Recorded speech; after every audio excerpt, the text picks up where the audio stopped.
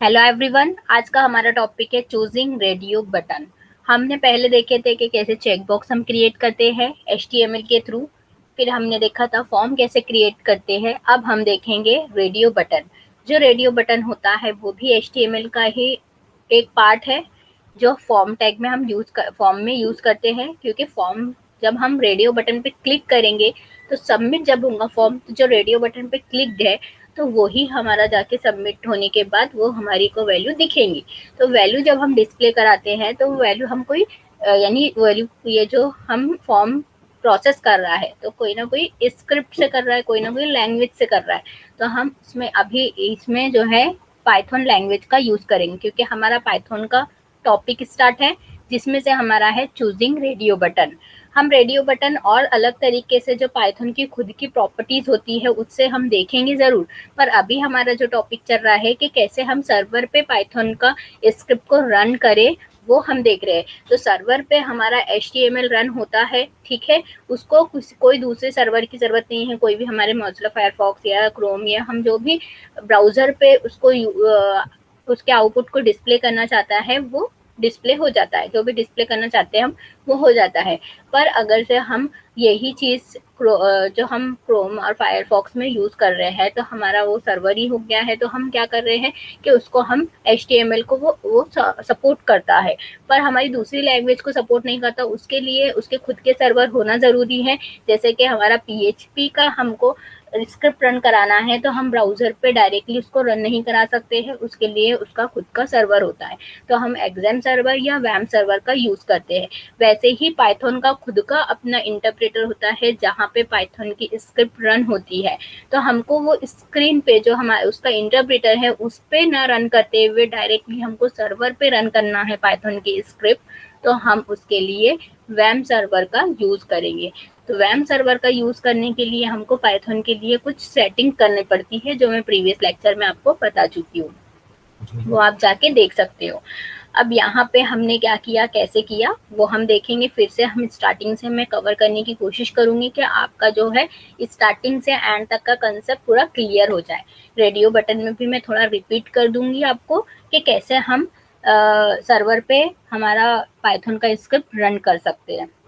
ठीक है, आप कोई भी सर्वर यूज कर सकते हो। मेरे पास यहाँ पे वैम सर्वर है करके मैं यहाँ पे वैम सर्वर का यूज कर रही हूँ। रेडियो बटन क्या होता है पहले वो देख लेंगे। मैंने ऑलरेडी आप लोग को बता दिया है कि रेडियो बटन जो है कोई एक सिंगल हम चॉइस कर सकते हैं, मल्टीपल चॉइस नहीं कर सकते हैं। मल्टीपल चॉइस के लिए हमको चेक बॉक्स अवेलेबल है फॉर्म में HTML टैग में। पर हमारा जो रेडियो बटन है वो एक सिंगल होता है। वो क्या होता है कि हम कोई भी एक ही बटन पे क्लिक करके हमारा जो भी डाटा है एक ही बार एक ही ले सकते हैं। वो सिर्फ वन टाइम प्रोवाइड करता है, यानी वन वैल्यू को ही प्रोवाइड कर सकता है। मल्टीपल वैल्यू हम यहाँ पे यूज नहीं कर सकते हैं। जो HTML का ही एक टैग होता है जिसमें हम बताते हैं कि इनपुट क्या लेना है। ठीक है, जैसे कि हम इनपुट टैग का बहुत ज़्यादा यूज़ करते हैं। इनपुट टैग में हम कभी बटन बनाते हैं, कभी सबमिट बटन बनाते हैं, कभी हम चेक बॉक्स बनाते हैं, कभी हम इनपुट बॉक्स बनाते हैं, कभी टेक्स्ट एरिया बनाते हैं, जो हमने पढ़ चुके हैं। अब हम बना रहे हैं इनपुट टाइप से हमारा रेडियो बटन। तो रेडियो बटन क्या होता है वो हम थ्योरी से देखेंगे। An HTML form can provide a radio button groups from which the user can select just one button to submit its associated data to the web server। ठीक है, यहाँ पे जो ऑलरेडी मैंने बताया कि जब हमारा रेडियो बटन की बात होती है तो हमको दिमाग में ये आ जाना चाहिए कि हम सिर्फ एक ही क्लिक कर सकते हैं, यानी एक चीज को ही सिलेक्ट कर सकते हैं। जो भी डाटा है हमारा वो सबमिट होता है वन टाइम, यानी रेडियो बटन का। ठीक है, रेडियो बटन का ही एक ही टाइम पे एक ही क्लिक कर सकते हैं हम, मल्टीपल चॉइस नहीं रहती है इसमें। अनलाइक चेक बॉक्स, अगर जहाँ हम चेक बॉक्स का यूज करते हैं तो चेक बॉक्स से हमको याद रहता है कि चेक यानी मल्टीपल चॉइसिंग रहती है, पर हमारा इसमें नहीं रहता है। Radio button that share a common name are mutually exclusive, so when one button in the group is selected। अगर से हमको ऑलरेडी सिलेक्टेड बताना है कोई ग्रुप को, कोई हमारी वैल्यू को, तो हम सिलेक्टेड भी बता सकते हैं। All others button in that group are switch off. और जो दूसरी बटन्स रहती है वो क्या रहती है, स्विच ऑफ रहती है। जब यूजर क्लिक करेगा तभी वो क्या हो जाती है, ऑन हो जाती है। यानी पता चल जाता है कि ये वैल्यू यूजर ने चॉइस की है। पर अगर से यूजर को बाय डिफॉल्ट कोई वैल्यू चूज करके बताना है, यानी यूजर को डिस्प्ले कराना है हमारे को, तो हम सिलेक्टेड लिख सकते हैं वहां। यहाँ पे मैंने टैग लिखा है input type is equal to radio define a radio button. जब भी हम डिफाइन करना चाहते हैं, यानी रेडियो बटन हम क्रिएट करना चाहते हैं, तो हमको इनपुट टाइप में बताना पड़ेगा कि हमारा जो इनपुट टाइप है वो कौन से टाइप का है। यानी यूजर से हम इनपुट ले रहे हैं तो वो कौन से टाइप का ले रहे हैं, तो हम रेडियो टाइप का ले रहे हैं, तो करके इससे क्या हो जाएगा, रेडियो बटन क्रिएट हो जाएगी। यहाँ पे हम जो भी चीजें चेंज करते हैं वो हमारे आउटपुट में डिस्प्ले होता है, जो HTML में हम यूज कर रहे हैं। ठीक है, जो इनपुट टाइप है यहाँ पे अगर से मैं टेक्स्ट बॉक्स ले लेती हूँ, तो यहाँ पे हमारा क्या कहलाएगा, वो क्या यूजर को इनपुट करना है टेक्स्ट बॉक्स के अंदर। ठीक है, फिर हम अगर से चेक बॉक्स ले लेते हैं तो यूजर क्या कर सकता है, मल्टीपल चॉइस कर सकता है। वैसे ही हमने यहाँ पे इनपुट टाइप में बताया है कि जो हमारा इनपुट टाइप है वो कौन सा टाइप का है, रेडियो बटन टाइप का है, जिसमें फर्स्ट चॉइस है, सिर्फ वन चॉइस है। Radio buttons are normally presented in radio groups or a collection of radio buttons describing a set of related options. Only one radio button in a group can be selected at the same time. यहाँ पे क्या बोल रहा है कि जो भी हम रेडियो बटन बनाते हैं तो वो हमारे टॉपिक से रिलेटेड होते हैं। ऐसा तो नहीं हम आउट ऑफ टॉपिक बना देंगे। जैसे हम फॉर एग्जांपल जेंडर ले रहे हैं, तो जेंडर में यूजर कोई भी हो सकता है, फीमेल भी हो सकता है या हमारा मेल भी हो सकता है। तो हम क्या करते हैं, तो हम डिस्क्राइब करते हैं कि हमारा जो रेडियो बटन है वो किससे रिलेटेड है, हमारे जेंडर में क्या क्या आता है, हमारा फीमेल, मेल या मे बी, जो भी उसको डालना है, या दूसरा कुछ और फील्ड डालना है, थर्ड फील्ड वो दे सकता है। तो हम क्या कर सकते हैं इस केस में कि हमारा जो भी रेडियो बटन होता है वो कलेक्शन ऑफ रेडियो बटन जो डिस्क्राइब करता है सेट ऑफ रिलेटेड ऑप्शंस को। और ये जो ऑप्शंस रहते हैं इसमें जो है हम एक ऑप्शन को सिलेक्टेड बता सकते हैं वही टाइम पर, जो हमको कोडिंग में लिखना पड़ेगा सिलेक्टेड। जैसे कि मैंने चेक बॉक्स में भी बताया था, चेक लिख देंगे हम जहाँ पे भी, तो वो ऑलरेडी बाय डिफॉल्ट चेक दिखाएगा। अगर से यूजर कोई और चीज को चेक करता है, उसको अनचेक करता है, तो वो कर सकता है। वैसे ही रेडियो बटन का भी वही है, अगर से यूजर कोई और सिलेक्ट करता है तो वो सिलेक्शन कर सकता है। अगर से हमको दिखाना है फिर भी यूजर को रेडियो बटन सिलेक्टेड, तो हम बता सकते हैं वहां पे सिलेक्टेड लिखकर। पर कहाँ पे लिखेंगे, जो लाइन में, यानी जो इनपुट टाइप हमने लिखा है रेडियो बटन, उसके आगे जो भी हमारी रेडियो बटन बन रही है उसके ही आगे हम सिलेक्टेड लिखना है हमको, तो हमारी वो लाइन सिलेक्टेड दिखेंगी, यानी वो रेडियो बटन सिलेक्टेड दिखेगा। फॉर एग्जाम्पल अगर से मुझे मेल का ही दिखाना है सिलेक्टेड बटन, तो मैं क्या करूंगी, मेल के सामने, यानी मेल का पूरा जब लिखूंगी मैं, नेम इज इक्वल टू हमारा रेडियो बटन और फिर value is equal to male, उसके आगे ही मैं टैग में क्या कर दूंगी, यहाँ पे जैसे कि ये है मेरा, तो इसके आगे ही मैं क्या लिख दूंगी, सिलेक्टेड। तो यहाँ पे क्या हो जाएगा कि वो सिलेक्टेड रहेगा by default. Note, the radio group must have shared the same name. The value of the name attribute to be treated as a group. Once the radio group is created, selecting any radio button in that group automatically deselected any other selected radio button in the same group. You can have as many radio groups on a page as you want, as long as each group has its own name. ठीक है, यहाँ पे क्या बोल रहा है कि आप एक तो रेडियो बटन बनाते हैं, रेडियो बटन हम वैसे भी हम जो भी फील्ड बनाते हैं हमारी फील्ड से रिलेटेड होता है, यानी हमारी इंफॉर्मेशन से। ऐसा तो नहीं कि हम कोई और फील्ड बना रहे हैं और हमारा जो फिलअप करने का जो भी हमारी दूसरी फील्ड है वो हम कोई और दे दे, ऐसा कुछ नहीं होता है। हम क्या करते हैं कि जब भी हम कोई फील्ड बनाते हैं तो हम सोचते हैं, पहले हमारा स्ट्रक्चर हमारे माइंड में रहता है कि हमको यही बनाना है। वैसे रेडियो बटन में भी हम डिसाइड करके रखते हैं कि हमको रेडियो बटन कौन सी और किसकी बनाना है, हमारा टॉपिक हमारे माइंड में क्लियर रहता है। हम क्या करते हैं कि हम एक बटन को जो है सिलेक्टेड बता देते हैं, पर ऐसा तो नहीं है कि वो हमेशा के लिए सिलेक्टेड रहेगा। जैसे ही यूजर कोई और बटन पे सिलेक्ट करेगा तो ऑलरेडी बाय डिफॉल्ट क्या हो जाएगा, फिर जो हमने सिलेक्टेड बटन बताया है रेडियो बटन वो अनचेक हो जाएंगी। तो ये हो सकता है कि हम कोई भी बटन क्लिक करें, हमने अगर से 1 या 2, 3 या 10 भी दिए तो हमारे इसमें रेडियो बटन क्या कर देगा, खुद ही ऑटोमेटिकली क्या हो जाएगा, अनचेक हो जाएगा, अगर से यूजर कोई और दूसरी फील्ड को चेक कर रहा है तो एक ये फैसिलिटी होती है। पर चेक बॉक्स में ऐसा नहीं होता, चेक बॉक्स में हमको अनचेक करना पड़ता है जाके, क्योंकि उसमें मल्टीपल चॉइस रहती है, एक या एक से ज्यादा वो चॉइस कर सकता है। करके क्या होता है कि अगर से मैंने अनचेक नहीं किया तो वो चेक ही रहते जाएगा, यानी मल्टीपल चॉइस है। पर रेडियो बटन में तो एक ही चॉइस है, तो एक चॉइस की वजह से क्या होता है कि जैसे ही मैंने सेकंड चॉइस ले लिया तो फर्स्ट चॉइस ऑलरेडी क्या हो जाएगा, अनचेक यानी अनसिलेक्टेड हो जाएगा। तो ये हमने नोट में बताया है, रेडियो बटन बताया है क्या होता है, अब कैसे वर्क करता है आगे देखेंगे। Note, the value attribute define the unique value associated with each radio button. The value is not shown to the user, but it is value that is sent to the server on submit to identify which radio button that was selected.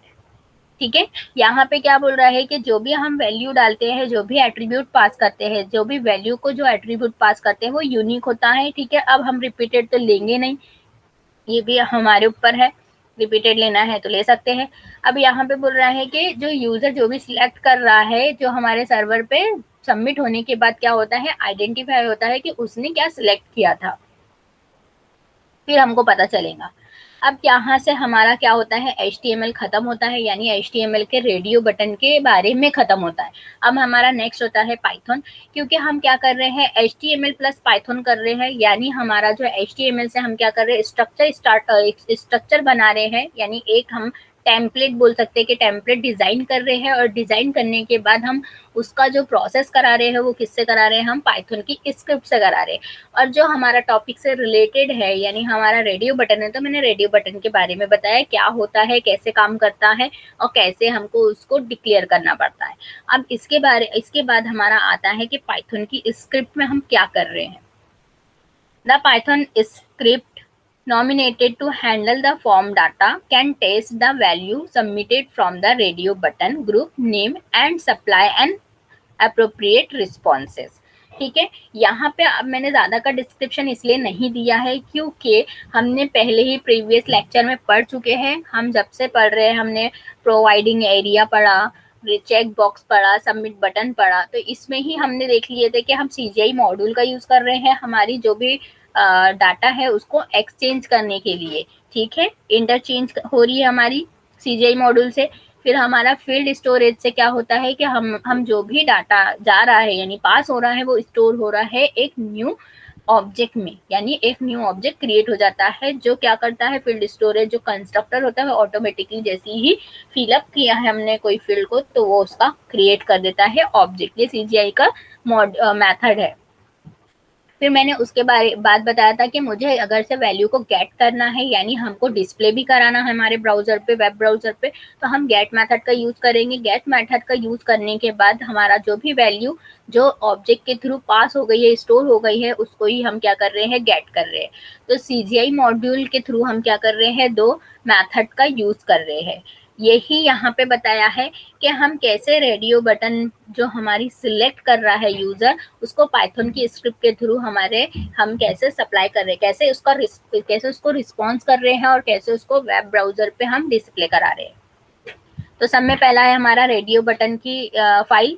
ठीक है, जो हमारी file होती है वो HTML file होती है, क्योंकि मैंने बताया है कि HTML में हम क्या कर रहे हैं, सिर्फ डिजाइन कर रहे हैं, पर प्रोसेसिंग हम किससे करा रहे हैं, सर हमारे पाइथन की स्क्रिप्ट से करा रहे हैं। तो यहाँ पे एग्जाम्पल में मैंने सामने लिखा है, फाइल का नाम आप जो भी देना है दे सकते हो, मैंने यहाँ पे दिया है रेडियो बटन radio.html, क्योंकि मुझे HTML बनाना है। और HTML बनाने के लिए आप कोई भी एडिटर यूज कर सकते हो, मैं यहाँ पे नोटपैड यूज कर रही हूँ, आप नोटपैड प्लस या कोई भी जो भी ऑनलाइन एडिटर होगा वो एडिटर आप यूज कर सकते हो। यहाँ पे अब आपको पता है कि जो HTML का खुद का अपना वे ऑफ राइटिंग होती है, वे ऑफ स्ट्रक्चर होता है, क्योंकि सबका अपना खुद का स्ट्रक्चर होता है। जैसे हम कोई और अदर लैंग्वेज की भी बात करेंगे तो सबका अपना खुद का लिखने का स्टाइल होता है कि उसको कैसे टैग उसके रहते हैं, वैसे ही HTML खुद के अपने टैग से ही स्टार्ट होता है और खुद के टैग से ही क्लोज होता है। कोई टैग होते हैं पेयरिंग टैग, कोई होता है अनपेयरिंग टैग। ठीक है, जैसे कि HTML टैग जो है पैरिंग टैग है, HTML टैग स्टार्टिंग में हमको लिखना है, HTML टैग के बाद हेड टैग आता है, हेड टैग के अंदर हमारा टाइटल टैग आता है, हेड टैग खत्म हो जाता है। हेड टैग के अंदर हमारी CSS या लिंकअप फाइल या हम जावा स्क्रिप्ट की फाइल इंक्लूड करना चाहते हैं या जावा स्क्रिप्ट लगाना चाहते हैं तो हम हेड टैग में यूज करते हैं, या हमको मीटा कैरेक्टर्स का यूज करना है तो तब भी हम हेड टैग में ही उसको लिखते हैं। तो हेड टैग जो होता है हमारा ये सब चीजों के लिए होता है। फिर टाइटल टैग में हम क्या कर रहे हैं कि हम पेज का टाइटल बता रहे। पेज का टाइटल मीन्स हमारा जो टैब यूज हो रहा है उसमें टैब में जो टाइटल आता है वो इसके थ्रू आएगा, यानी हम जो पेज ओपन करेंगे और रन करेंगे ये HTML की फाइल को तो हमारा रेडियो बटन दिखना चाहिए। फिर नेक्स्ट रहता है बॉडी। बॉडी मीन्स जैसे मेरा यहाँ पे स्क्रीन पे दिख रहा है आपको बॉडी, तो ये होता है बॉडी। आप लोगों ने देखे होंगे आपका जब वेब ब्राउजर आप यूज करते हो तो आपकी बॉडी आती है नीचे में। पहले आप जो भी सर्च कर रहे हो तो सर्च बार आता है, सर्च बार जैसे ही सर्च करेंगे तो आपकी बॉडी के नीचे बॉडी में क्या आ जाता है, पूरा का पूरा सर्चिंग जो भी आपने किया है वो आ जाता है। तो वैसे ही यहाँ पे बॉडी के नीचे मैंने बताया कि बॉडी टैग के बाद क्या आना चाहिए, हेडिंग टैग, यानी H1 टैग लिया है मैंने। H1 से लेके आप H6 तक का जो भी हेडिंग लेना है, जो भी टाइप की हेडिंग आपको होना वो ले सकते हैं, क्योंकि हेडिंग टैग जो होता है प्री डिफाइंड टैग होता है हमारे HTML का। वो क्या करता है कि हमारी बिग से स्मॉल स्मॉल करते जाता है और बोल्ड भी रहती है हमारी हेडिंग। तो H1 को हेडिंग टैग बोलते हैं, H1 टैग।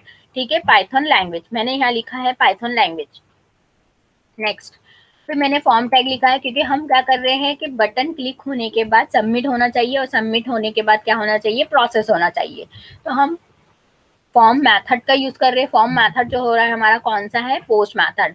और हम एक्शन कौन सी दे रही है, रेडियो डॉट पी वाई। मैंने आपको पहले ही बताया कि HTML में स्ट्रक्चर बना रहे हैं और प्रोसेस किस में कर रहे हैं, हम पाइथन की स्क्रिप्ट में कर रहे हैं। स्क्रिप्ट लैंग्वेज हमने यहाँ पे लिखा है कि स्क्रिप्टिंग लैंग्वेज कौन सी है। ठीक है, हम ये चेक करा रहे हैं कि स्क्रिप्टिंग लैंग्वेज कौन सी है। अब हमको किसी को पता है किसी को नहीं पता है, वो हम बाद में देखेंगे। स्क्रिप्टिंग लैंग्वेज यहाँ पे एक हेडिंग दिया मैंने क्योंकि रेडियो बटन के पहले मेरी हेडिंग आना चाहिए, फिर बाद में बटन क्रिएट होना चाहिए। तो बटन कैसे क्रिएट होंगी, जब इनपुट टाइप हम बताएंगे, input type is equal to radio, name is equal to language, value is equal to script language. यानी जब वो रेडियो बटन पे क्लिक करेगा स्क्रिप्ट लैंग्वेज पे तो कौन सी वैल्यू जाना चाहिए, स्क्रिप्टिंग लैंग्वेज। फिर यहाँ पे लिखा है मार्कअप लैंग्वेज। मार्कअप लैंग्वेज में input type is equal to radio, name is equal to LNG, value is equal to markup language. अब यहाँ पे आप लोग देखोगे कि हमने जब चेक बॉक्स पढ़ा था तो नेम जो है हमारे चेंज हो रहे थे, नेम वाला जो एट्रीब्यूट की वैल्यू है वो चेंज हो रही थी। पर यहाँ पे क्यों चेंज नहीं हो रही, क्योंकि यहाँ पे मल्टीपल चॉइस नहीं है, यहाँ सिंगल चॉइस है। तो सिंगल चॉइस में कभी ये रहा तो भी नेम एट्रीब्यूट में ये जाएगा, या ये रहा तो भी मार्कअप जाएगा, या ये रहा तो प्रोग्रामिंग लैंग्वेज जाएंगी। पर किससे पता चलेगा, ये वैल्यू एट्रीब्यूट से पता चलेगा कि यूजर ने कौन सी वैल्यू पे सिलेक्ट किया है।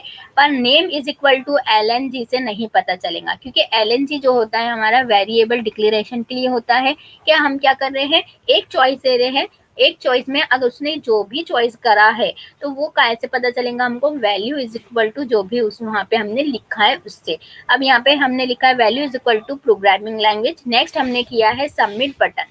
ठीक है, सबमिट बटन करना पड़ेगा, क्योंकि जो भी वैल्यू यूजर चूज करेगा यानी जो भी क्लिक करेगा, जो हमारी इससे पास होके जाएंगी और वैल्यू हमारी जो भी हमने डाला है जिसमें भी, तो वो क्या हो जाएगा, सिलेक्ट हो जाएगा। क्योंकि हम हर बटन पे बता रहे हैं कौन सी वैल्यू कौन सी बटन पर है। Form tag close, body tag close, HTML tag close. फिर नेक्स्ट हम क्या करेंगे, फाइल लेंगे। कौन सी फाइल लेंगे, radio dot P Y. P Y आपको सेम टू सेम जो आपने यहाँ पे एक्शन में दिया है वही आपको ये फाइल का नाम लेना है, क्योंकि जैसे ही ये फॉर्म सबमिट होगा तो डायरेक्टली वो एक्शन किस पे करेगा, रेडियो बटन पे, यानी पी वाई यानी पाइथन की स्क्रिप्ट पे करेगा। आपको पता है सबके एक्सटेंशन से हम हाईलाइट भी कर सकते हैं और पता भी कर सकते हैं कि किसका कौन सा एक्सटेंशन, यानी किस एक्सटेंशन से ही पता चल जाता है कि कौन सी स्क्रिप्टिंग लैंग्वेज है। ठीक है, जैसे हमारा HTML है तो हमारे को HTML के एक्सटेंशन .html लिखना है, PHP है तो .php लिखना है, और हमारा पाइथन है तो पाइथन का है हमारा एक्सटेंशन py। जिससे क्या होता है कि हमारी कौन सी टाइप की फाइल है वो हमको पता चल जाती है, और हमारे जो भी हम जहाँ पे भी कोई भी हमारा सर्वर है, चाहे हम यहाँ पे सर्वर यूज कर रहे हैं, अगर से हम पाइथन की फाइल को कोई और सर्वर पे भी सेव करते हैं तो भी हमारे एक्सटेंशन से वो फाइल वो ही टाइप की होती है। ठीक है, उसका टाइप चेंज नहीं हो सकता है। अगर से हमने py एक्सटेंशन नहीं दिए हैं तो तब हो सकता है कि वो सर्वर क्या करे, बाय डिफॉल्ट अपना खुद का फाइल ले ले। तो ये ध्यान रखना है आपको कि आपको आपका एक्सटेंशन देना कंपलसरी है। फिर ये बताया था आपको मैंने कि आपका जहाँ पे भी पाइथन इंस्टॉल है वहाँ की आपको पाथ कॉपी करना है और लास्ट में पाइथन लिखना है, ठीक है, क्योंकि कॉपी जब करोगे तो जो भी आपका पाथ रहेगा वो यहाँ तक का तो आएगा, लास्ट में आपको खुद से पाइथन लिखना है, ठीक है। पर पाइथन जब कॉपी करते हो तो यहाँ पे फॉरवर्ड स्लैश आ जाता है जहाँ आपको बैकवर्ड स्लैश लेना है, ठीक है। यहाँ पे मैं कंफ्यूज हो जाती हूँ ये फॉरवर्ड है कि बैकवर्ड है, तो आपको ध्यान रखना है कि ये ऐसा जो इधर साइड जा रहा है तो आपको ये वाला साइड का ही क्या लेना है, स्लैश लेना है। फिर प्रिंट स्टेटमेंट, आपका जो स्टेटमेंट होता है वो किसका स्टेटमेंट है, प्रिंट फंक्शन हमारा पाइथन का फंक्शन है। तो पाइथन के फंक्शन में हम क्या कर रहे हैं, बता रहे हैं कि हमारा जो कंटेंट टाइप है कौन से टाइप का है, HTML टाइप, क्योंकि हम HTML यूज कर रहे हैं रेडियो बटन के लिए। फिर हमने इंपोर्ट किया CGI मॉड्यूल, क्योंकि CGI मॉड्यूल इंपोर्ट करना हमको जरूरी है, क्योंकि हम क्या कर रहे हैं, वैल्यू इंटरचेंज कर रहे हैं HTML से हम PHP पाइथन पे जा रहे हैं प्रोसेस कराने के लिए, तो हम CGI मॉड्यूल का यूज कर रहे हैं। एक डाटा नाम का वेरिएबल लिया जिसमें CGI मॉड्यूल फील्ड स्टोरेज, यहाँ पे कंस्ट्रक्टर बना दिया, क्योंकि कंस्ट्रक्टर काम क्या करेगा, फील्ड स्टोरेज। जैसे ही मैंने एक कोई भी वैल्यू फिलअप किया तो वो वैल्यू जैसे ही मैंने क्लिक किया, यानी जैसे ही उसको वैल्यू कंस्ट्रक्टर को मिल गई, कंस्ट्रक्टर क्या करेगा, ऑटोमेटिकली क्रिएट कर देगा ऑब्जेक्ट। फिर मैंने एक आंसर नाम का वेरिएबल बनाया जिसमें डाटा डॉट गेट वैल्यू, यानी जो भी कंस्ट्रक्टर क्या काम कर रहा है, क्रिएट कर रहा है ऑब्जेक्ट, तो जो ऑब्जेक्ट की वैल्यू जा रही है काय में जा रही है, डाटा नाम के वेरिएबल में। डाटा नाम के वेरिएबल के साथ मैं क्या कर रही हूँ, वो वैल्यू को गेट कर रही हूँ। तो कौन सी वैल्यू को गेट कर रही हूँ, LNG, क्योंकि LNG की ही वैल्यू जा रही है। LNG कहाँ से आया, यहाँ से, name is equal to LNG। तो ये होता है हमारा वेरिएबल में जो भी हम एट्रीब्यूट पास कर रहे हैं, नेम यहाँ पे काम में आता है उसकी वैल्यू। उसकी वैल्यू यहाँ पे ही, यहाँ से जाएंगी जो हमारी गेट होंगी आंसर वाले वेरिएबल में। अब मैंने यहाँ पे कंडीशन लगाई है, क्योंकि हम यहाँ पे क्या कर रहे हैं, मल्टीपल चॉइस नहीं दे रहे, सिंगल चॉइस है हमारा रेडियो बटन, तो यहाँ पे हमने कंडीशन ऐसे ही दे दी। आपको अगर से प्रिंट कराना है तो डायरेक्टली आप यहाँ पे जो हमारा प्रिंट का फंक्शन होता है आंसर लिख दोगे तो भी आंसर आ जाएगा आपका। यहाँ पे मैंने कंडीशन के लिए थोड़ा सा अच्छा और बनाने की कोशिश करी हूँ प्रोग्राम को कि थोड़ा सा और अट्रैक्टिव लगे, ठीक है।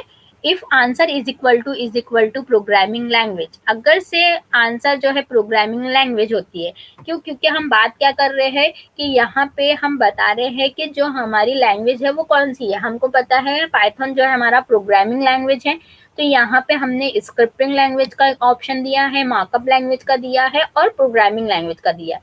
पर हमको कंडीशन, हम क्योंकि हम डेवलपर है, हम बना रहे हैं, उसमें हम कंडीशन डाल रहे हैं कि अगर से जो आंसर यूजर का जो भी आंसर रहे वो प्रोग्रामिंग लैंग्वेज रहे तो क्या हो, रिजल्ट में क्या आ जाए, आंसर प्लस इज करेक्ट, यानी जो भी आंसर है ये प्रोग्रामिंग लैंग्वेज है तो programming language plus is correct आए। अगर से वो कुछ और डालता है तो एल्स पार्ट में जाए और बोल दे इज नॉट करेक्टेड, क्योंकि इफ कंडीशन कब चलती है, जब ट्रू कंडीशन उसको मिलती है। और ट्रू कंडीशन में हमने क्या डाले हैं कि प्रोग्रामिंग लैंग्वेज हो तो तभी क्या बताए, करेक्ट बताए, और नहीं तो अनकरेक्ट बताए। तो अनकरेक्ट बताने के साथ साथ उसका आंसर भी बताए, यानी जो भी यूजर क्लिक कर रहा है वो आंसर बताए। अगर से यूजर ने स्क्रिप्टिंग लैंग्वेज क्लिक किया और डायरेक्टली मैंने वहां पे शो कर दिया कि इनकरेक्ट है, तो उसको पता कैसे चलेगा कि उसने जो सिलेक्ट किया था वो क्या था। कभी कभी ऐसे भी हो सकता है कि माइंड से निकल जाता है या बाय मिस्टेक क्लिक हो जाता है। तो यहाँ पे क्या होगा, वो कॉन्किनेट भी कर रहा है कि जो आंसर लिया है यूजर ने, ठीक है, क्योंकि देखो यहाँ से गेट कर रहे हैं हम, गेट में क्या हो रहा है कि आंसर में वैल्यू जा रही है, तो जो वैल्यू जाएंगी तो यहाँ पे पास हो जाएंगी और इनकरेक्ट आ जाएगा। और रिजल्ट नाम के वेरिएबल में ये वैल्यू क्या होंगी, होल्ड होंगी। इसलिए हमने आगे क्या किया, जो हमने प्रिंट फंक्शन लिखा उसमें HTML का स्ट्रक्चर बनाया, सिंगल कोड या डबल कोड से बनाना है, क्योंकि जो पाइथन का स्क्रिप्ट है, पाइथन का ये शेल है, पाइथन के शेल में मैंने ये बनाया है, ठीक है। तो यहाँ पे जब प्रिंट फंक्शन, अगर से पाइथन का शेल नहीं बनाते हम अगर से नोटपैड में भी लिखते हैं तब भी आपको ध्यान देना है कि प्रिंट फंक्शन जो है पाइथन का फंक्शन है और एक्सटेंशन भी क्या है हमारा, पाइथन ही लगाने वाले हम। तो यहाँ पे जब HTML यूज कर रहे हैं हम, तो डबल कोड या सिंगल कोड में इसको यूज करना है, क्योंकि उसकी ये फंक्शन है हमारा। प्रिंट फंक्शन जो है स्टेटमेंट को प्रिंट कराने के लिए होता है, तो हम क्या कर रहे हैं, इसको एज ए स्ट्रिंग पास कर रहे हैं। जैसे हम पास करते हैं HTML डॉक्यूमेंट टाइप आपको बताना है तो ठीक है, नहीं बताना है तो ये लाइन आप स्किप कर सकते हो। HTML head tag title, title में मैंने बताया Python responses, head tag close और बॉडी। बॉडी के बाद यहाँ पे मैंने H1 हेडिंग लिखा है और यहाँ कॉमा दिया है, ठीक है। यहाँ सिंगल कोट का यूज किया है, फिर कॉमा दिया है, फिर रिजल्ट। रिजल्ट हमारा क्या है, पाइथन का वेरिएबल, यानी जो भी रिजल्ट आएगा, जो भी आंसर आएगा वो रिजल्ट नाम के वेरिएबल में आएगा। तो वेरिएबल को कोई भी सिंगल कोड या डबल कोड कुछ नहीं दिया है, कॉमा के साथ लिखा है और फिर कॉमा लगाया है, दोनों के सामने कॉमा लगाया है, ये ध्यान देना है। और H1 जो है क्लोज किया है सिंगल कोड के साथ। फिर यहाँ पे मैंने प्रिंट फंक्शन क्यों लिखा है कि मुझे अगर से बैक टू फॉर्म पे जाना है, रेडियो बटन वाले फॉर्म पे, तो मैं जा सकती हूँ, इसलिए बैक बटन बना दिया है मैंने। इसको भी मैंने सिंगल कोड में लिया है क्योंकि प्रिंट फंक्शन जो है हमारा पाइथन का स्क्रिप्ट है, पाइथन का फंक्शन है और इसमें हम क्या कर रहे हैं, HTML यूज कर रहे हैं। फिर प्रिंट फंक्शन में बॉडी टैग क्लोज किया और HTML टैग क्लोज किया। जैसे ही मैंने रन किया, अब रन कौन सा करना है आपको, HTML वाली फाइल, क्योंकि हम फॉर्म से प्रोसेस करा रहे हैं, ठीक है। तो मैंने यहाँ पे HTML radio.html वाली फाइल को ओपन किया। हमारे कहाँ पे, लोकल होस्ट में, आपको दिख रहा होगा या हमारा पिंक कलर का आइकन W वाला दिख रहा है जिसमें हमने वैम सर्वर का यूज किया। सर्वर पे हम क्या कर रहे हैं कि हमारी स्क्रिप्ट को रन कर रहे हैं। रन करने के बाद यहाँ पे मैंने हेडिंग डाला है पाइथन लैंग्वेज, तो आपको हाईलाइट हो रहा है कि कौन पाइथन लैंग्वेज क्या है, स्क्रिप्टिंग लैंग्वेज है, मार्कअप लैंग्वेज है या प्रोग्रामिंग लैंग्वेज है। उसमें से एक चॉइस करना है यूजर को और सबमिट करना है। तो उसने यहाँ पे प्रोग्रामिंग लैंग्वेजेस किया है क्लिक और सबमिट किया है। तो यहाँ पे क्या आ गया, वो डायरेक्टली कहाँ पे प्रोसेस किया, radio.py यानी पाइथन की स्क्रिप्ट पे। और पाइथन की स्क्रिप्ट भी कहाँ पे रन हो रही है हमारी, हमारे सर्वर पे। और सर्वर कौन सा यूज कर रहे हैं हम, वैम सर्वर। तो जैसे ही यहाँ पे जाएगा तो हमारा प्रोग्रामिंग लैंग्वेज इज करेक्ट। तो यहाँ पे जो प्रोग्रामिंग लैंग्वेज अगर से यूजर ने लिया है तो ये करेक्ट आएगा। अगर से उसको बैक टू ये वाले फॉर्म पे जाना है तो बैक बटन पे क्लिक कर सकता है। तो ये होता है हमारा रेडियो बटन, ठीक है। अब हम प्रैक्टिकली देख लेंगे। मैं फर्स्ट से आपको प्रोसेस बता रही हूँ कि कैसे प्रोसेस करना है। सबसे पहले आपको वैम सर्वर ऑन करना है।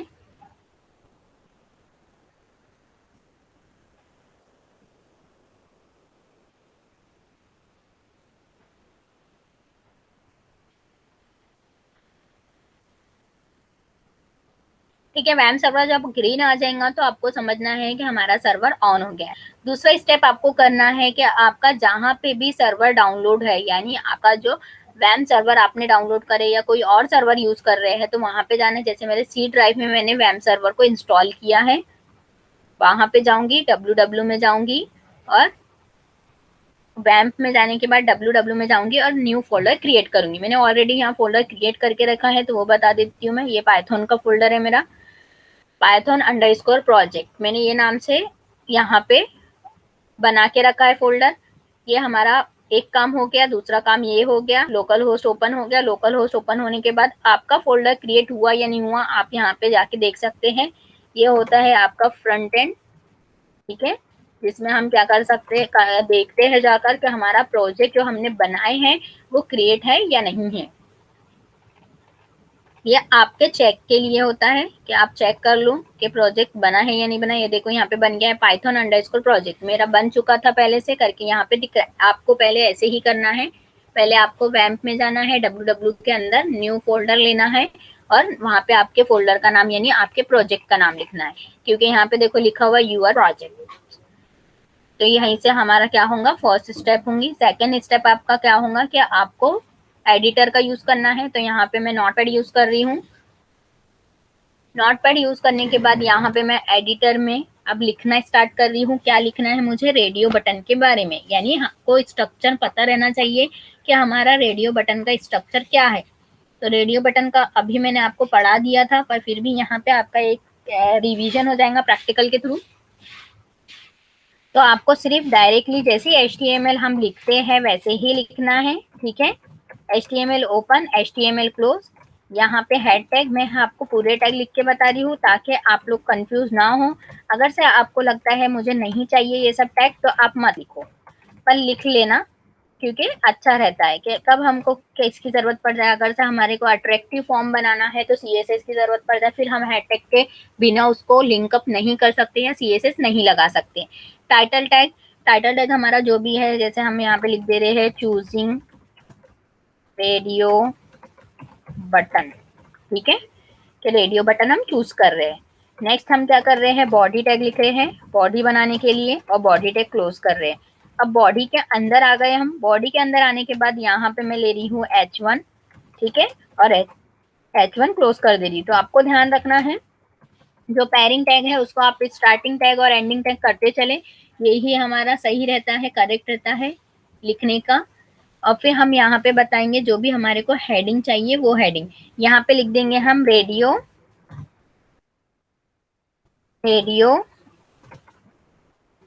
बटन, या रेडियो बटन की जगह हम लिख देंगे कोई हम चूज कर रहे हैं या जो भी यहाँ पे बताएंगे।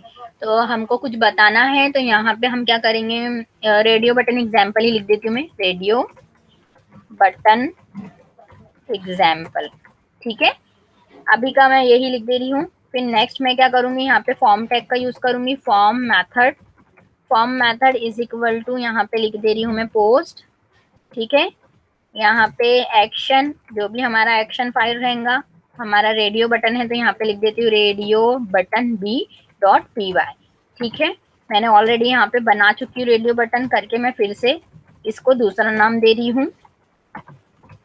नेक्स्ट हमारा क्या होता है, इसको थोड़ा सा मैं टैब दे देती हूँ ताकि आप लोग को अलग से दिखे। ये होने के बाद अब हमारा हमारा क्या आता है, हमारा आता है रेडियो बटन आती है, जिसमें हम बनाना स्टार्ट करेंगे। रेडियो बटन हमको कैसे बनाना है, कौन सी बनाना है, तो यहाँ पे अब हम रेडियो बटन कौन सी बनाएंगे, एक तो जेंडर हो गया, लैंग्वेजेस भी ले लिया मैंने, कॉलेजेस ले लेती हूँ, ठीक है, कॉलेज ही सही रहेगा।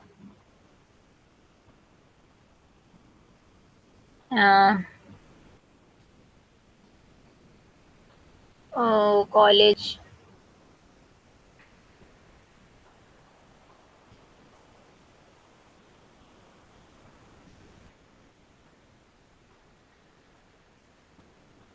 कॉलेज की जगह नहीं तो यहाँ पे ले लेती हूँ HTML कैटेगरी। HTML कौन सी लैंग्वेज है, ओके, ठीक है। यहाँ पे अगर से मुझे हेडिंग देना है, ये ऑलरेडी मैंने यहाँ हेडिंग दे दिया है, मुझे पता नहीं था कि मैं क्या लेने वाली हूँ, ठीक है, तो यहाँ पे ले लेती हूँ मैं, इसकी जगह एग्जाम्पल की जगह मैं यहाँ पे ले लेती हूँ HTML लैंग्वेज कैटेगरी, ठीक है, ये HTML की क्या कैटेगरी है। अब HTML की कैटेगरी के लिए सब में पहला मैं लिख दूंगी स्क्रिप्टिंग है, स्क्रिप्ट है, ठीक है, और यहाँ पे ले लूंगी input type is equal to, double quote में ले लूंगी मैं radio name is equal to, यहाँ पे ले लूंगी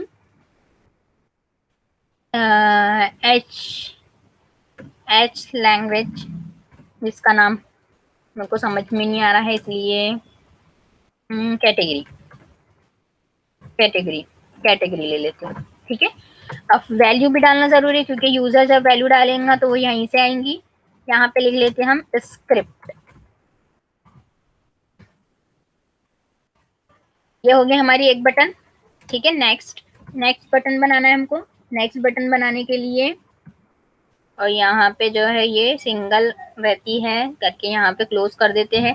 यहाँ पे हम नाम बड़ा भी दे सकते हैं, स्क्रिप्टिंग लैंग्वेज भी बोल सकते हैं, पर हम इतना सारा ना देते हुए डायरेक्टली स्क्रिप्ट दे दे रहे हैं, ठीक है। नेक्स्ट हमको बनाना है तो यहाँ पे लिख देती हूँ मैं प्रोग्रामिंग लैंग्वेज है। प्रोग्रामिंग के लिए फिर लिख लेती हूँ मैं input type is equal to double quote radio, क्योंकि रेडियो बटन ही होना हमको। नेम सेम रहेगा, क्यों, क्योंकि हम यहाँ पे मल्टीपल चॉइस नहीं है करके नेम जो है हमारा क्या रहेगा, नेम सेम रहेगा, ठीक है। यहाँ पे नेम सेम रखेंगे। Value is equal to, value change होंगी क्योंकि वैल्यू हमारी दूसरी है, अब हमारी क्या आ जाएंगी, प्रोग्रामिंग लैंग्वेज, यहाँ पे प्रोग्रामिंग लिख दिया मैंने, और यहाँ पे क्या करूंगी, क्लोज कर दूंगी। ठीक है, आपको कंफ्यूज हो रहा होगा तो इसको थोड़ा सा हटा देती हूँ, इधर कर देती हूँ, तो आपको एक लाइन में दिखेगा। ठीक है, नेक्स्ट नेक्स्ट हमारा क्या है, प्रोग्रामिंग लैंग्वेज के बाद मार्कअप लिख देती हूँ। मार्कअप, मार्कअप है input type is equal to double quote radio, radio name is equal to double quote cat, और वैल्यू, वैल्यू क्या है, तो वैल्यू है हमारी यहाँ पे मार्कअप। ठीक है, ये होने के बाद अब मैं क्या करूंगी, लास्ट मेरा बनेगा सबमिट बटन। सबमिट बटन बनाने के लिए यहाँ पे लिखूंगी input type is equal to double quote submit name is equal to double quote submit value is equal to double quote. यहाँ पे वैल्यू अगर से मुझे देना है कुछ और, कुछ और क्या, यहाँ पे दे देती हूँ सेंड। ठीक है, सेंड दे दिया मैंने और यहाँ क्लोज कर दिया। ये हो गई मेरी, ये पूरी मेरी कोडिंग खत्म हो गई, HTML फॉर्म खत्म हो गया, बॉडी टैग। अब मैं इसको सेव करूंगी। सेव करने के लिए मैंने कंट्रोल S प्रेस किया, जिसमें मैंने वैम सर्वर ऑलरेडी उसमें थी मैं अभी करके, वो डायरेक्टली उस पर ही मुझे लेके चली गया वैम सर्वर में। www में प्रोजेक्ट नाम का मेरा फोल्डर है, जिसमें मैं ऑल फाइल अगर से देखती हूँ तो मेरी पूरी फाइल यहाँ पे सेव्ड है। अब यहाँ पे मैं रेडियो बटन वाला फाइल सेव करूंगी, तो यहाँ पे लिखूंगी रेडियो बटन डॉट HTML। ठीक है, ये होने के बाद मैं पहले रन करके देख लूंगी इतना ही फॉर्म। इतना फॉर्म रन करने के लिए मुझे यहाँ पे जाना है, URL पे बैकस्लैश लिखना है और लिखना है पाइथन का मेरा जो फोल्डर का नाम है वो, और मैं क्या करूंगी यहाँ पे एंटर कर दूंगी। जैसे ही एंटर करूंगी तो एंटर करने के बाद radio.html। ठीक है, तो ये आ गया। यहाँ पे 3 चॉइस आ गई, जिसमें मैं सेंड पे क्लिक करूंगी तो मेरा क्या हो जाएगा, सबमिट हो जाएगा। सबमिट अब कैसे होना चाहिए, प्रोसेस तो होना चाहिए। तो प्रोसेस के लिए मैंने यहाँ पे फॉर्म टैग में एक्शन फाइल लिखा है रेडियो बी। ठीक है, अब मैं पाइथन का स्क्रिप्ट ऑन करूंगी, उसके लिए मुझे पाइथन के आइडियल शेल में जाऊंगी। आइडियल शेल में जाने के बाद मेरा आइडियल शेल ओपन हो जाएगा। ये मेरा आइडियल शेल है, जिसमें मैं फाइल लूंगी, क्योंकि ये जो है इंटरप्रेटर स्क्रीन है। यहाँ पे अगर से मैं जो भी प्रिंट, अगर से मैं यहाँ पे प्रिंट लिख दूँ, और प्रिंट लिखने के बाद जैसे मैंने बताया प्रिंट लिखना है मुझे, और यहाँ पे लिखना है htdoc। यहाँ पे लिख दिया मैंने डॉक्यूमेंट टाइप, डॉक टाइप, ये लिखा मैंने। और यहाँ पे लिखने के बाद जैसे ही मैं क्लोज करती हूँ और एंटर करती हूँ तो ये प्रिंट कर देता है। करके हम ये इंटरप्रेटर स्क्रीन पे नहीं करेंगे, हम फाइल में जाएंगे और न्यू लेंगे। न्यू लेने के बाद ये हमको नोटपैड जैसे ही देता है, तो ये नोटपैड का यूज करके हम क्या करेंगे, हमारा बनाएंगे, यानी हमारी स्क्रिप्ट बनाएंगे। तो हमारी स्क्रिप्ट बनाने के सब में पहली लाइन आपको यहाँ पे देना है। कौन सी देना है, आपने जहाँ पे भी आपका पाथ है। अब मेरा पाथ बहुत दूर है, आप लोगों का नजदीक भी हो सकता है। ठीक है, तो आपको वो वहीं पे जाना है। मेरा पाथ में मैं जाऊंगी, सी ड्राइव में है, यूजर में, यूजर्स में एडमिन, ऐप है, लोकल, फिर है प्रोग्राम। ठीक है, मेरा बहुत मेरा जो इंस्टॉल हुआ है तो ये इतने अंदर अंदर हुआ है, ये देखो यहाँ पे इसका फोल्डर। और यहाँ पे मेरा पाइथन की स्क्रिप्ट, यानी पाइथन का जो भी मैंने सेव किया वो, तो हमको इसकी जरूरत नहीं है। पर इसका ये जो इन्वायरमेंट है तो इसका ये, इसकी जरूरत है पाथ की। तो पाथ को कॉपी करूंगी और यहाँ पे पेस्ट करूंगी। पेस्ट करने के बाद आप ये देखो, मैंने बोला था कि एंड में आपको पाइथन लिखना है, तो ये मैं बताऊंगी। पहले स्टार्टिंग से चेक करते हुए आते हैं। तो यहाँ पे लिखना है हैश और यहाँ पे लिखना है नॉट। ठीक है, और ये जो फॉरवर्ड स्लैश है इसको चेंज करना है बैकवर्ड में। तो पहले मैं बैकवर्ड कर देती हूँ, बैकवर्ड बोलो या स्लैश बोलो, मैं बहुत कंफ्यूज होती हूँ इसमें कि फॉरवर्ड है कि बैकवर्ड है। तो आपको बस ध्यान देना है कि मैं क्या कर रही हूँ।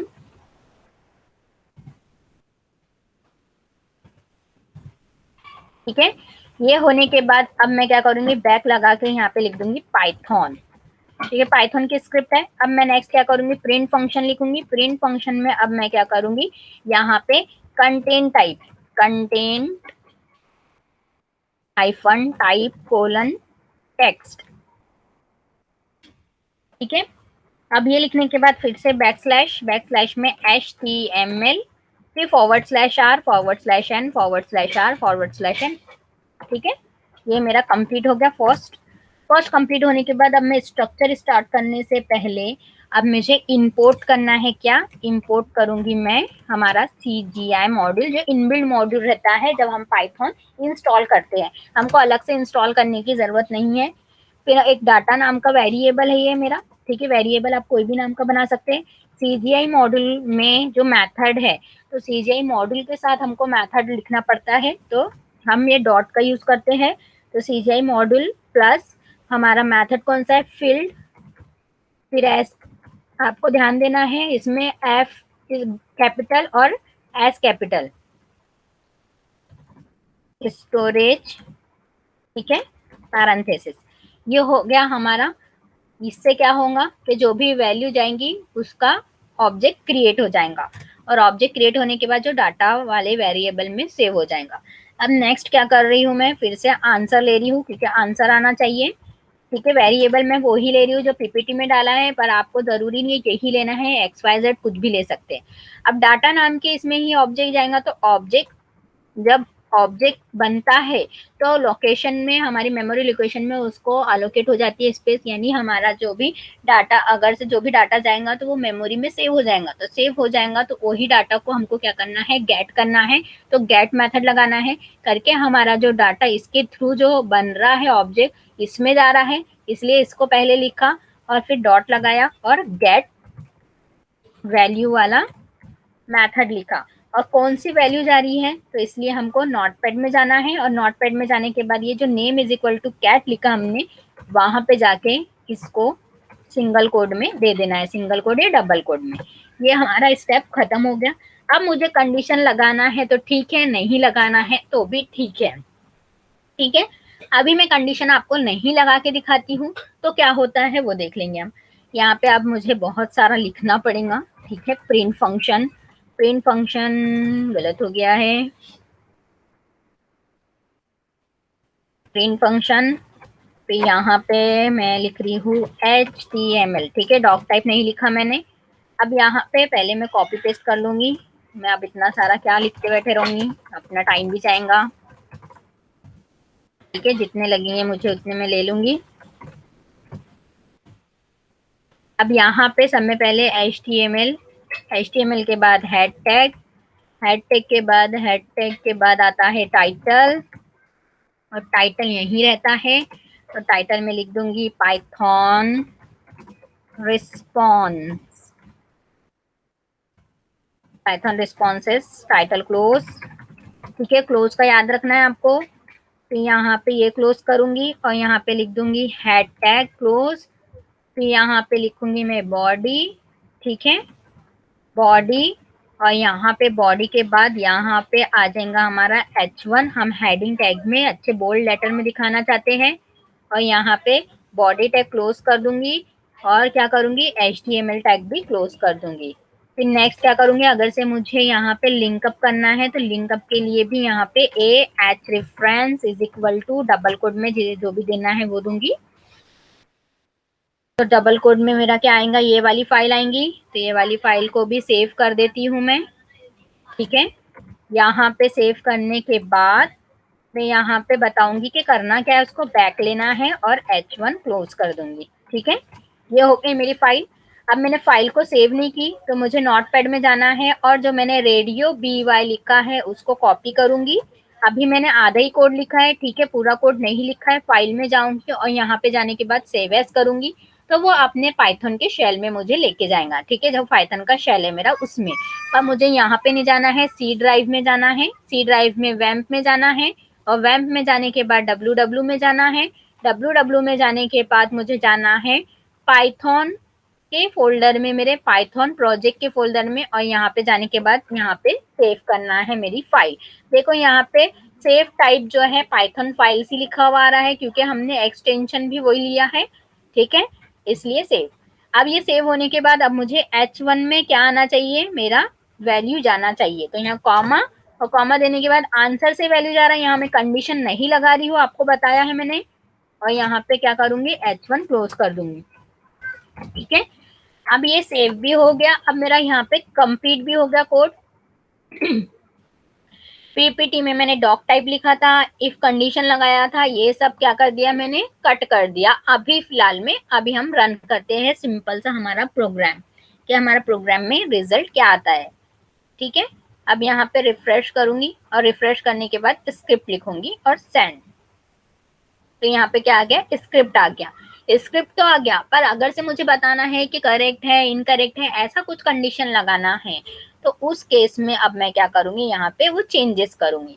तो चेंजेस करने के लिए मुझे यहाँ पे आना पड़ेगा, और यहाँ पे आने के बाद मुझे लिखना पड़ेगा इफ, अगर आंसर, जो आंसर आ रहा है, ठीक है, गेट हो रहा है, यानी जो भी गेट दिखा रहे, आंसर इज इक्वल टू अगर से आंसर जो है कैसा रहा, तो ये आपको यहाँ पे जाना है और जो वैल्यू में दिया है उसको ही कॉपी करना है। जैसे मार्कअप लैंग्वेज है करके मुझे मार्कअप कॉपी करना है, और मार्कअप कॉपी करने के बाद यहाँ पे पेस्ट करना है। ये ध्यान रखना है आपको, कॉपी पेस्ट करना ज्यादा है, क्योंकि अगर से आपने ऐसा नहीं किया तो ऐसा भी हो सकता है आप यहाँ पे स्मॉल लेटर में लिख दे रहे हो, वहां पे कैपिटल लेटर में आपने वैल्यू दिया था, तो ये ध्यान देना है। फिर यहाँ पे मैंने एक रिजल्ट नाम का लिया है वेरिएबल, और जिसमें बताया है कि आंसर, ठीक है, आंसर जो भी आंसर यूजर ने लिया है वो भी दिखाए, और उसके साथ कॉन्किनेट करके क्या दिखाए कि वो करेक्ट है या नहीं है। तो इज करेक्ट,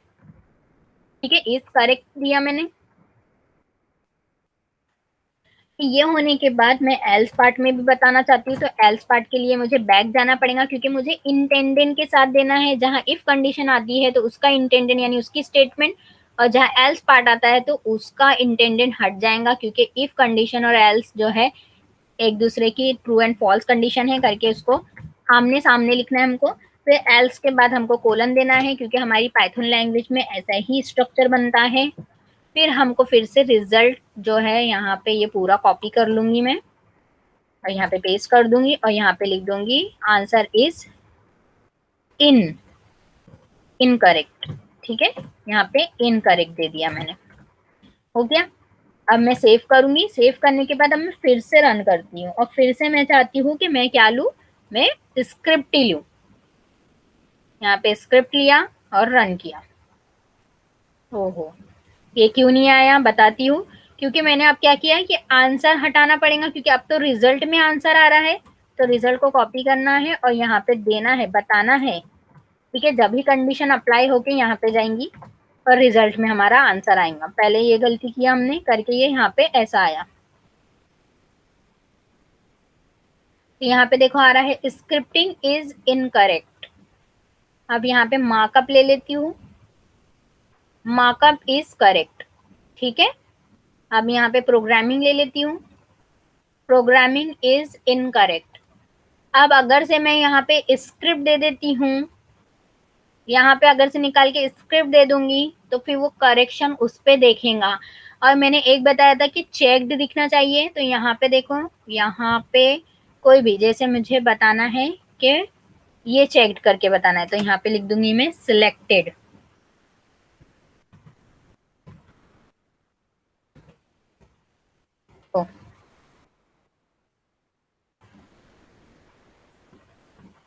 सिलेक्टेड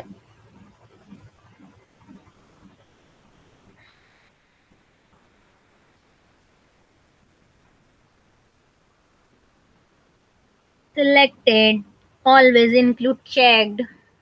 चेक तो है नहीं, ये चेक वाला नहीं है, क्योंकि ये तो सिलेक्टेड ही होना चाहिए।